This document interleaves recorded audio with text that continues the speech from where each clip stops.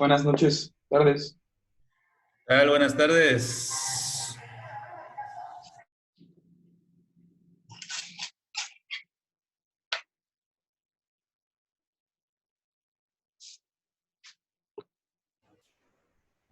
Nada más somos cuatro.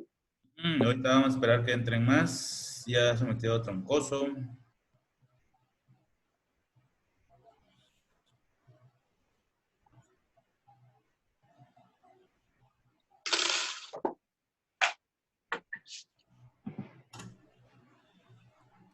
Ah, Son, sí, ¿no? son los mismos de la conferencia anterior, ¿no? Sí, casi, casi.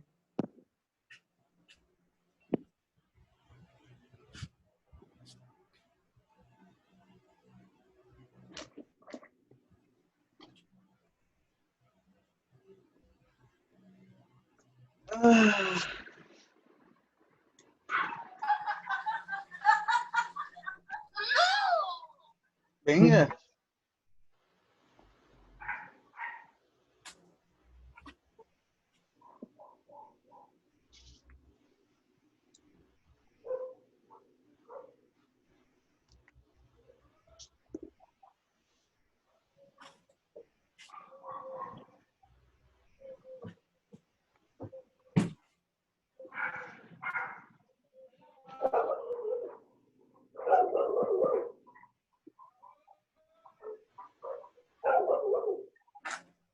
Bueno, pues yo creo que vamos a empezar. Ala. Nos habíamos quedado en la clase de ayer con un repaso acerca de lo que fue el virreinato de la Nueva España. Eh,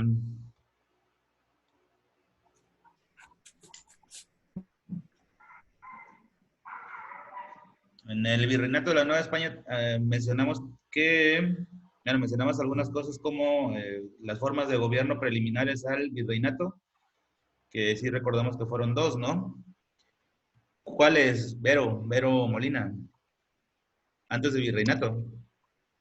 Capitanía General, sí, ¿no? Capitanía General ¿Mm? y Real Audiencia, ¿no? ¿Mm? ¿Cuántas capitanías generales hubo? Una, ¿De quién? con Hernán Cortés, ¿no? Así es. ¿Y reales audiencias? Esa no me acuerdo, pero sé que estaba como liderada por Nuño de Guzmán, ¿no? Y por otro que se llama Sebastián de Fuenreal, algo así. Así es, solo hubo dos entonces. ¿Cuántas son? ¿Dos? Así es, dos. Sí. Que no funcionaron adecuadamente. De hecho, dentro de los dos que mencionaste, uno de ellos está caracterizado por ser uno de los grandes déspotas y villanos y torturadores como colonizadores. Me refiero a Nuño de Guzmán, que ahí jugaron un papel importante los frailes evangelizadores que lo denunciaron. Y bueno, se lo destituyen y cambian la forma también de gobierno. Bueno, se la dan luego a Sebastián de Fuenleal, pero pues luego se modifica el virreinato y ya tenemos el virreinato como el modelo de gobierno que prevaleció durante la mayoría del tiempo que duró la colonia, ¿no? Teniendo como primer virrey.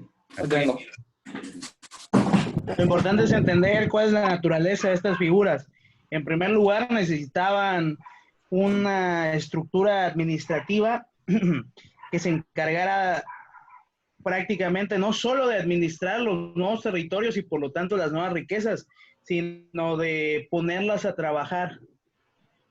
Entonces, pues la primera, como bien dijeron, pues es la Capitanía General. Era evidente que si Cortés había conquistado ese territorio, el nombramiento fuera lo lógico, ¿no? Y así lo fue.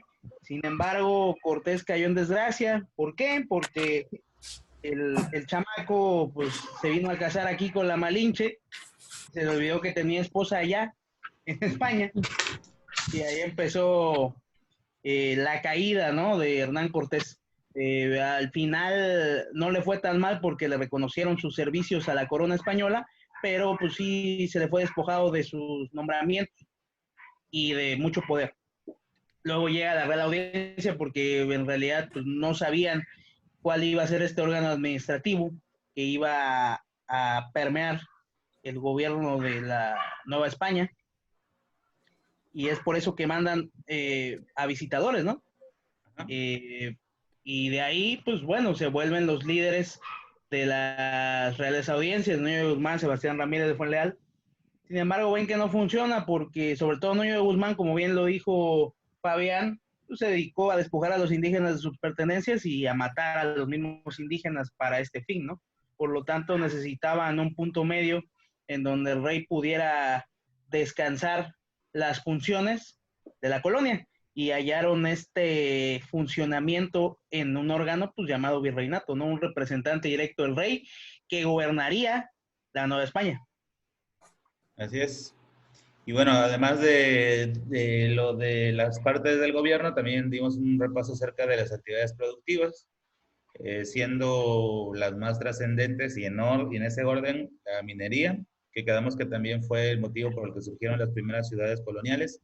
Luego tuvieron su protagonismo las actividades agropecuarias, la ganadería y la agricultura, por el tipo de ambiente mucho más benévolo que el europeo. Por lo tanto, muchos cultivos tropicales pegaron en esta zona, ¿no? Sobre todo la caña de azúcar, el café, había la altura necesaria para el cultivo de café, entre otros, ¿no? Que son los que más destacan, pero bueno. Y también se apuntalaron los nativos, que eran muy exóticos en Europa, ¿no? Quedamos como los aromas, como el cacao, ¿no? El chocolate, que es, vaya, elemental en Europa. De hecho, están las mejores casas de elaboración de cacao, que por cierto es panameño y mexicano, y ellos nada más le ponen su marquita y son los más caros del mundo. Me refiero a países como Bélgica, como Alemania, como Suiza. Y bueno, por último, las actividades comerciales, ¿no? Que tiene que ver con las tres anteriores. Y bueno, que España durante los primeros años de la colonia tuvo su auge en la minería, sobre todo con la plata, que se utilizó sobre todo en Europa para acuñar moneda, ¿no? En los respectivos países. Y eso le dio un poderío económico a España, cuando menos en los primeros años. También pasamos un poquito al repaso sobre las, ¿cómo se le llama al conjunto de intercambio racial entre las diferentes razas? Castas. Así es, incluido la blanca española, la negra traída como esclavos, que eran africanos, la indígena, y que, bueno, la mezcla entre ellos provocaron un enorme mosaico cultural, siendo las más representativas y las que han preguntado en los exámenes de Olimpiada, pues nada más mencionan algunas como los mestizos, como los mulatos, el castizo, no sé si recuerdan cuál es el castizo. Mariana, para que se despierte. Castizo no era entre mestizo y... Mestizo, sí. ¿Con quién? ¿Españoles? Con español. Con indígenas. No, con español. Con español, eso. Y la... Español y el mestizo, y por lo tanto ya tenía un poco más de rasgos blancos que indígenas. Españoles. Sí. Y si a ese castizo otra vez se mezclaba con mestizo, se vuelve español, regresaba los rasgos predominantes de la raza española, y por eso se le llama también español. Y no confundir a los españoles europeos ibéricos con los españoles de esta combinación. Casta española es una cosa y de origen europeo español es otra. Entonces no confundir con ese aspecto. Y que bueno, el primer mestizaje fue de Gonzalo Guerrero, ¿no? Así es, con una mujer de origen maya. Indígenas. Así es. También vimos los territorios que, como pueden ver aquí, bueno, se modificaron muchísimo hoy en día, ¿no? Siguen teniendo algunos nombres, como por ejemplo Nuevo León, que si ven el mapa, abarca incluso parte del territorio europeo, ¿no? Lo que vendría siendo Texas, si ven el mapa. Coahuila, mucho más grande de lo que hoy representa. Nueva Vizcaya, que incluye los actuales estados, los dos estados más grandes del país, que son Sonora, Chihuahua. ¿Quién más está aquí? Vero Millán. Tiene cerrado el micrófono, ¿puedes abrirlo? Ah, mira, somos 9 ya. En el caso de los dos estados más grandes del país que están en esta región, ¿sí? Lo que antes era Nueva Vizcaya y que ahora son los estados de Sonora y de Chihuahua, ¿Cuál de los dos estados grandes del país tiene costa? ¿Sonora o Chihuahua? Chihuahua. No. El que tiene costas es Sonora, y como clave de memoria, y para que no se les vuelva a olvidar, Sonora, de los dos estados grandotes, es el que es costero. Chihuahua, acuérdate que siempre se representa como un lugar muy árido, muy seco. Tienen enormes dificultades para los cultivos. De hecho, tienen una gran tradición de construcción de presas. Y gracias a estas presas es que ha sobrevivido la agricultura. De hecho, están en medio de un desierto, ¿no? Y gracias a que son muy industriosos, han podido salir adelante en tiempos modernos. Entonces, bueno, si, sigan viendo la Me configuración. cuenta de la película Chihuahua. Cambian muchos, Chihuahua por acá, Sonora por acá, cambian mucho los nombres actuales, ¿no? Ni siquiera existían las Baja Californias como hoy en día. Esta parte de aquí que se llama Reino de la Nueva España, que empezaron a llamarle de manera genérica México, y que entonces bajo ese concepto, pues México en algún momento, considerado como una entidad, pues tuvo incluso costas, ¿no? Tanto en el Atlántico como en el Pacífico. Y bueno, estos nombres sigue prevaleciendo el de Yucatán, pero bueno, Guatemala se ha separado y parte de lo que era Guatemala fue retomado para ser parte del territorio, un poquito de territorio chiapaneco. Entonces, bueno, esa es la parte territorial.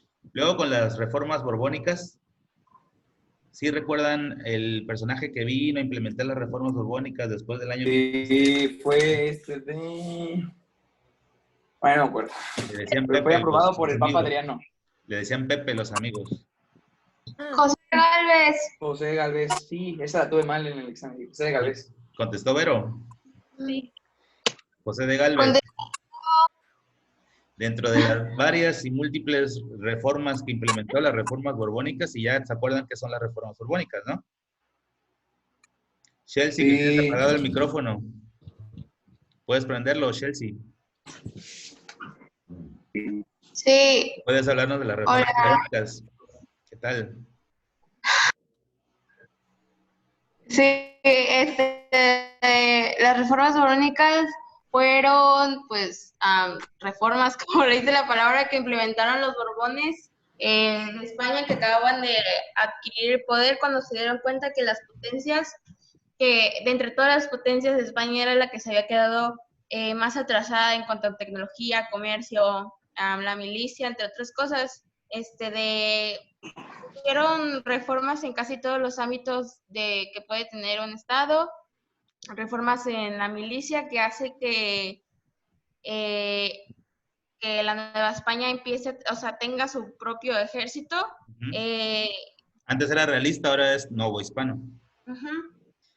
De reformas, bueno, la reforma más importante que tomó efecto en la Nueva España fue la reforma de comercio, puesto que antes solo se tenía o sea, las colonias solo tenían permiso de comerciar entre algunos puntos, o sea, desde Veracruz hasta de España. Sevilla. Ajá. Veracruz, bueno, no me acuerdo ahorita. Ajá, hasta Cádiz. Y Acapulco, el puerto de Acapulco a Manila. Así es. ¿Cómo se llama esa compañía naviera? La nave china. Cimero. Que era la que transportaba todos los bienes comerciales desde Acapulco. Entonces, esto hace, y como nada más se podía hacer eso, pues no había mucho desarrollo entre las colonias, puesto que no se permitía la entrada de inventos o de cosas nuevas que encontraban en Europa. Pero al abrir las fronteras, uno de los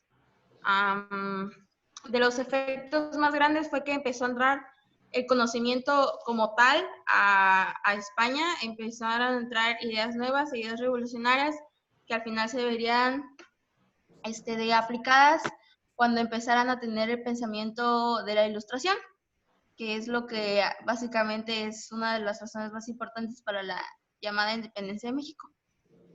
Muy bien, sí. Sí, muy bien. Y bueno, hablando acerca de la parte de la colonia, en la mayoría de los casos fue un exterminio, la sobreposición de una cultura sobre otra, pero en algunos otros hubo una amalgama, hubo una mezcla entre la tradición nativa y la europea, la española concretamente. Y a ese proceso se le llama sincretismo, a esa unificación entre las características sociales, costumbres, la gastronomía, el lenguaje, siguió prevaleciendo en algunos casos. No todo se eliminó. De hecho, en el grupo, en algunas ocasiones les mandé parte de las palabras que, por ejemplo, usamos comúnmente como español y que tienen un origen náhuatl, si recuerdan, como por ejemplo eh, papalote, que saben lo que significa. Convertido al español es mariposa. Ajá. Y bueno, el hecho de que los náhuatl llamaran a esta parte de la región donde estamos viendo totonacas, significan los de la tierra caliente.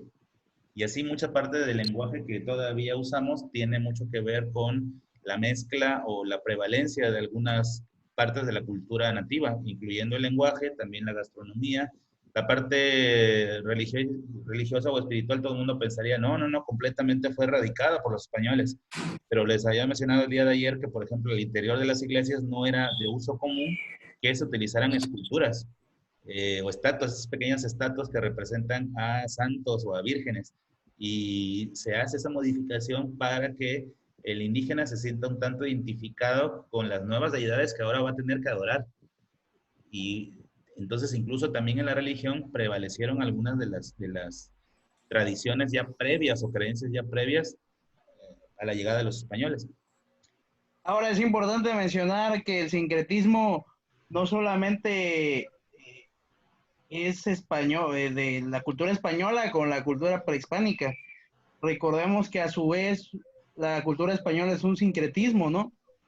De los diferentes reinos, porque pues antes España como nación no existía, existían provincias. España se solidifica con el matrimonio de los reyes católicos, o sea, Castilla y Aragón, y además de este sincretismo, digamos, nacional. Con los árabes, ¿no?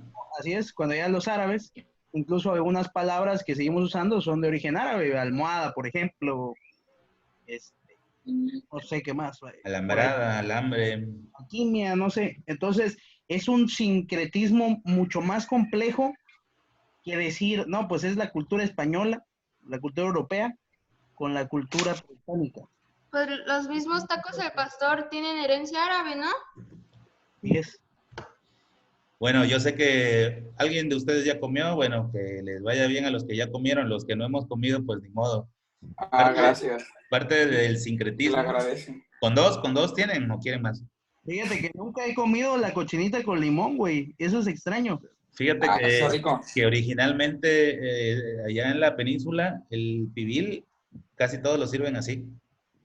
Y sí, es cierto. No tiene caldo. Ajá, nosotros acá de este lado como que nos gusta más así como que en caldito, ¿no? Pero bueno, es parte del sincretismo. No hace calor aquí, cabrón. Para darte más antojo, Vero, ¿quién más está además de ya? A ver, déjame ver, ¿quién me falta? Iván, prende tu micrófono. Ya, ¿Por qué esto es sincretismo? Lo que estás viendo. porque es una fusión de dos culturas o dos comunidades y crean Fíjate algo. que son más de dos en este caso, pero bueno.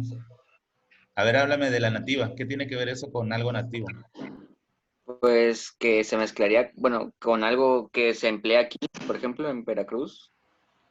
¿Qué? ¿A qué se refiere con nativa? Sí. De ese guiso, Ajá. que es autóctono. La tortilla. La tortilla. La tortilla. Así es. Y la carne de cerdo, pues es traída por los europeos, pero la planta de achiote que se utiliza para la base es también nativa. Ah, Pero los condimentos, por ejemplo, son árabes. sí. Por ejemplo, el caso del limón, el limón fue traído de Persia. Que luego se hicieron injertos y se desarrollaron en la propia España o incluso aquí en América, es otra cosa. Pero entonces es una mezcla, no nada más de sincretismo, como decía Juan Carlos, entre españoles y el mundo indígena. Incluso ahí viene la influencia árabe. La influencia árabe hasta en eso. No nada más es España, México. Y bueno, y el otro que es muy típico y tradicional es este. Ah, su pinche.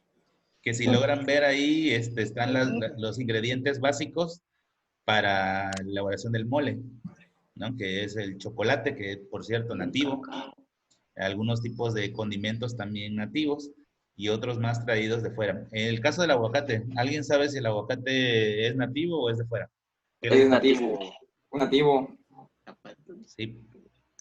De hecho, sí recuerdan que en historia, me parece, en alguna clase, cuando hablamos de este tema, hablamos, bueno, acerca de qué significaba, ¿no?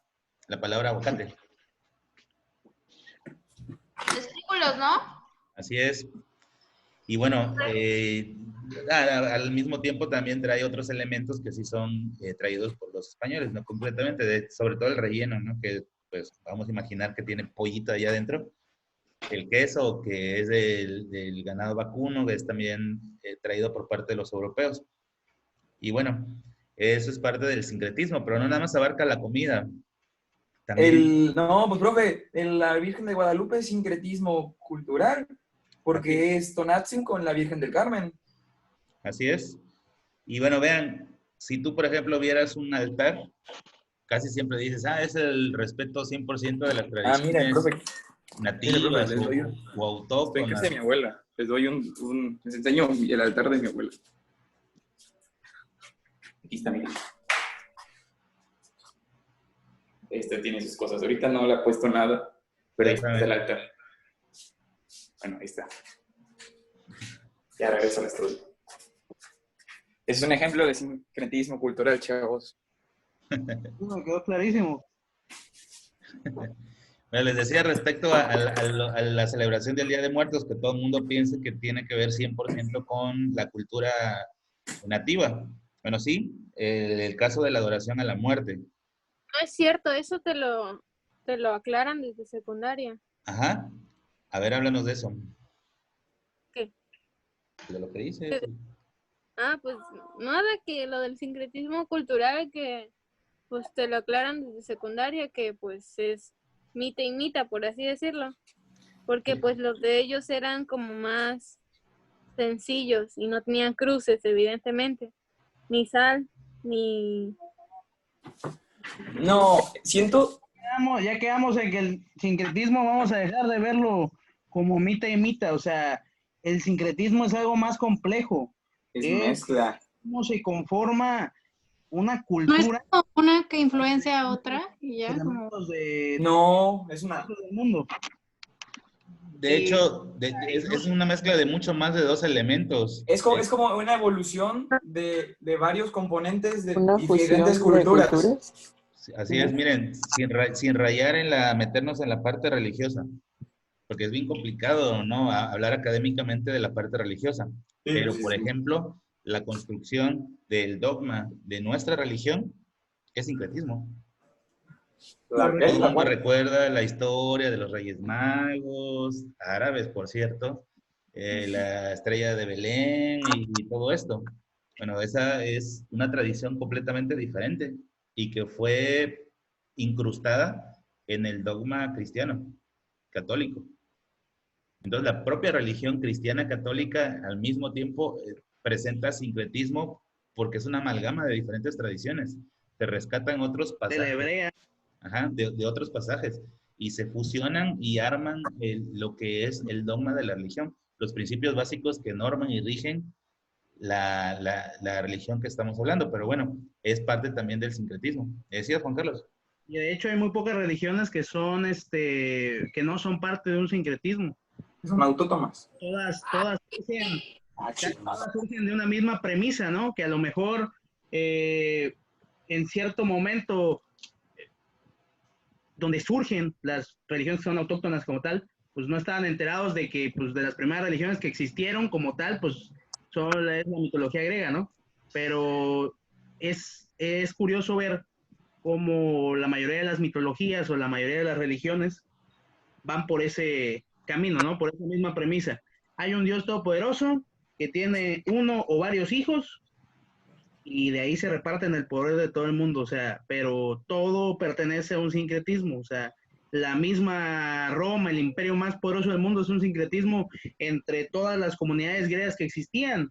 Entonces, es importante comprender que no solamente es la unión de dos elementos o de tres o de cuatro, es algo más complejo, es algo que no se da de un día para otro, es algo que tiene muchísimos años de evolución y que incluso del sincretismo pueden nacer tradiciones o mezclas culturales nativas, ¿no? Y eso, vaya, es lo importante de sobresaltar.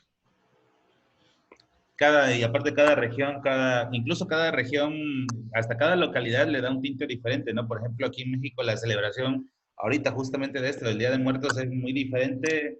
¿Te recuerdan la super tradición que se da en el lago de Pátzcuaro, en Michoacán?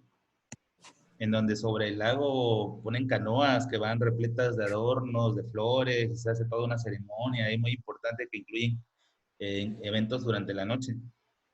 Y se celebra de manera muy diferente, por ejemplo, en Veracruz.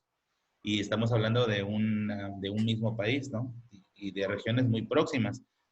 ¿Cuántos de nosotros nos dimos cuenta que fuera de Veracruz no se celebra la rama?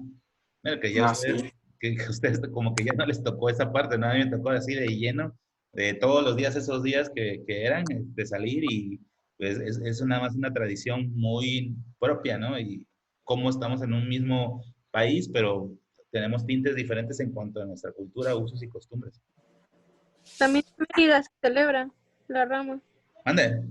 También en Mérida se celebra la rama, porque yo fui en diciembre y estaban cantando en los mercados. Ya, pero no van de casa en casa, ¿no? Es una tradición que se ha extendido, o sea, porque originalmente es de Veracruz y pues ya se la han llevado. Y de Veracruz cuarto, aparte. Ladrones. Pero en los demás estados es, o sea, algo completamente diferente. Y muchos de los que se la han llevado y han extendido esa tradición son justamente veracruzanos, ¿no? Sí, les quite. Vamos a ver algunas de las palabras del sincretismo, hablando del idioma o del lenguaje. Por ejemplo, la palabra quite, que es muy común que digamos, pues tiene un origen prehispánico, de origen náhuatl, significa comida de maíz. La palabra papachar, la palabra aguacate, la palabra popote, también tiene un origen náhuatl. La palabra tianguis, tomate, papalote, entre otras. Muchas palabras que todavía prevalecen y se fusionaron con el lenguaje español, que como dijimos anteriormente, al mismo tiempo tiene una mezcla de árabe también. Es sincretismo sobre sincretismo, y así se han ido modificando muchos de los aspectos originales del lenguaje, de la cultura, de las tradiciones y de muchos otros ámbitos. Bueno, total que al final de la época, de este momento, de este proceso del que estamos hablando, que es la época colonial, empezó a haber cierto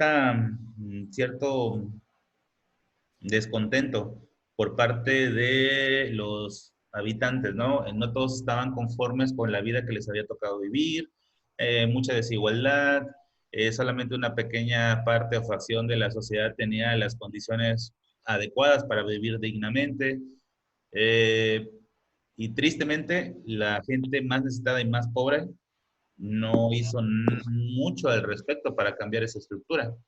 Los que realmente impulsaron un cambio, un movimiento, fueron los criollos, que en su afán de obtener ellos el poder, las mismas condiciones que los españoles, incitaron los diferentes movimientos que se hicieron para poder hacer las primeras revueltas, las primeras manifestaciones, las primeras conspiraciones las primeras rebeliones que tienen que ver con el inicio del fin del dominio español. Faltarían solamente pequeños detonantes al interior del país y algunos externos que traerían como consecuencia el estallido de la independencia de nuestro país. En ese sentido, se clasifican como ya saben, que desde siempre. Entonces, como que desde siempre ha sido que el que tiene quiere más y el que no tiene se conforma con lo que tiene, ¿se podría decir? Pequeña Verónica Paulina, es la historia de la humanidad y más concretamente de nuestro país. Nuestro país nunca ha dejado de transitar por ese proceso. Siempre creímos que era un proceso y que más tarde iba a cambiar y nunca ha cambiado. De la independencia no cambió la estructura. Otro movimiento muy fuerte, muy importante, la Revolución Mexicana, y no cambió. Venos hoy en día.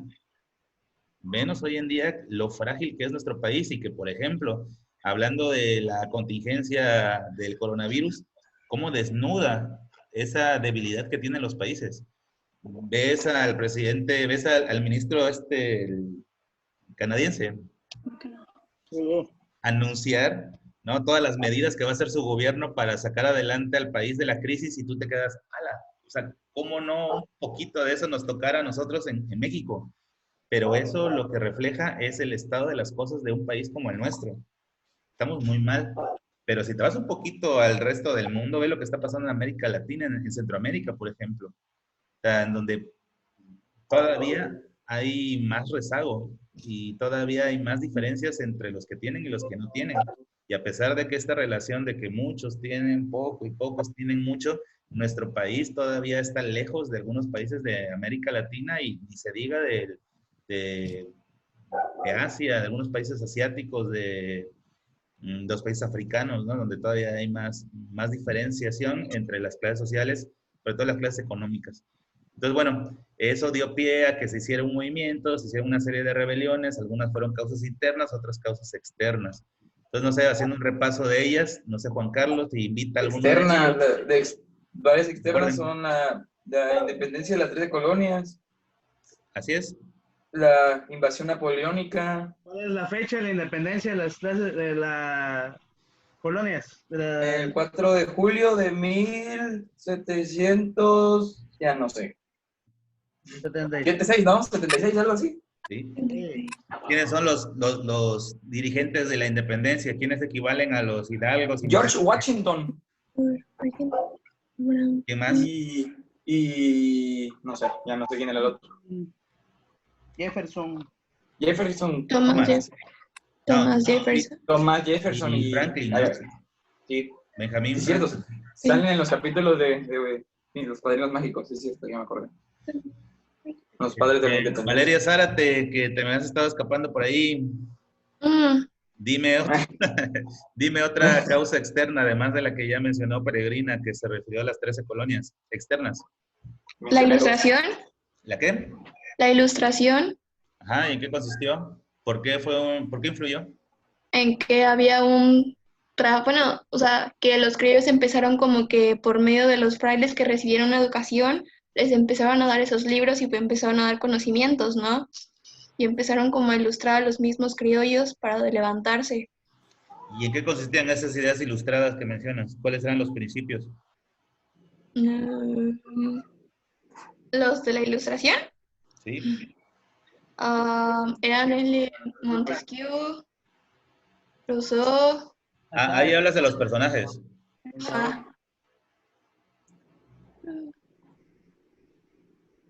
Un poco lo que estábamos hablando hace rato, que hay mucha desigualdad. Entonces, ¿cuál es un principio? ¿Cuál es la antítesis de desigualdad? Igualdad.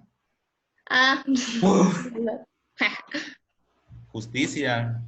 Y los frailes mediante eso hicieron ver que a los criollos que pueden estar al par o superior del conocimiento que tenían los españoles en ese entonces. Sí, Juan Carlos, ¿no te escuchas? Sí, también la fraternidad es un principio. Recordemos que los tres pensadores principales de la ilustración pues, son Montesquieu, Rousseau y Voltaire. Montesquieu hizo una obra multipremiada, se llama El espíritu de las leyes, habla de la división de funciones o de la teoría de los frenos y contrapesos. Prácticamente esto es para que un poder no abuse de ese poder que le confirió el pueblo. Entonces un órgano va a vigilar al otro. Él hablaba de un ejecutivo, legislativo y confederativo. Confederativo se encargaba de asuntos de guerra. Luego se volvió judicial. Entonces supone que debe haber una paridad entre todos los poderes. Ninguno va a ser más que otro, simplemente van a tener diversas funciones. Por lo tanto, cuando el Ejecutivo haga algo mal, los otros deberían ser un freno y un contrapeso, cosa que no pasa en México y es por eso una de las causas de la situación actual, ¿no? Y de mucho tiempo, no solo ahorita. Luego tenemos a Rousseau con el contrato social, donde explica prácticamente cómo es un acuerdo que se traduce en un contrato en donde todos acuerdan conferir el poder a un monarca para que administre y gobierne. Sobre todo les otorgue bienestar. Rousseau decía que si el gobernante no cumple con su función, está permitido removerlo de su cargo. Lo importante es la soberanía que pertenece al pueblo. Y Voltaire habla prácticamente de los derechos humanos, que los tratados sobre la tolerancia son la base para lo que se desarrollaría como una materia de derecho, que son derechos humanos. Okay. Otra de las causas externas muy importantes. La invasión napoleónica. Ajá, la invasión de Napoleón a España. A ver, Vero Molina. ¿Cuándo fue? ¿Qué nos puedes hablar acerca de la invasión napoleónica? ¿Por qué influyó con el movimiento de independencia? Pues Napoleón había puesto a su hermano en el gobierno de España, ¿no? A Fernando algo, se llamaba, ¿no? Pepe Botellas. Pepe Botellas. José Bonaparte.